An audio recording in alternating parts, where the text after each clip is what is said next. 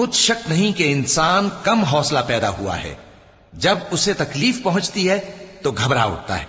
اور جب ملتا ہے اس کو مال تو بخیل بن جاتا ہے۔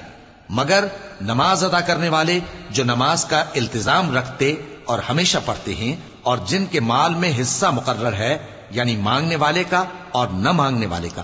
اور جو روز جزا کو سچ سمجھتے ہیں، اور جو اپنے پروردگار کے عذاب سے خوف رکھتے ہیں، بے شک ان کے پروردگار کا عذاب ہے ہی ایسا کہ اس سے بے خوف نہ ہوا جائے۔ اور جو اپنی شرمگاہوں کی حفاظت کرتے ہیں مگر اپنی بیویوں یا باندیوں سے کہ ان کے پاس جانے میں انہیں کچھ ملامت نہیں، اور جو لوگ ان کے سوا اور طریقے ڈھونڈیں تو وہ حد سے نکل جانے والے ہیں، اور جو اپنی امانتوں اور اپنے عہد و پیمان کا پاس کرتے ہیں، اور جو اپنی گواہیوں پر قائم رہتے ہیں، اور جو اپنی نماز کی پابندی کرتے ہیں، یہی لوگ جنتوں میں عزت و اکرام سے ہوں گے۔ تو اے نبی، ان کافروں کو کیا ہوا ہے کہ تمہاری طرف دوڑے چلے آتے ہیں، دائیں اور بائیں سے گروہ گروہ ہو کر جمع ہوتے جاتے ہیں؟ کیا ان میں سے ہر شخص یہ امید رکھتا ہے کہ نعمت کے باغ میں داخل کیا جائے گا؟ ہرگز نہیں۔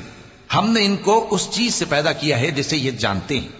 پس مشرقوں اور مغربوں کے مالک کی قسم کہ ہم طاقت رکھتے ہیں، یعنی اس بات پر کہ ان سے بہتر لوگ بدل لائیں، اور ہم عاجز نہیں ہیں۔ تو اے پیغمبر، ان کو باطل میں پڑے رہنے اور کھیل لینے دو،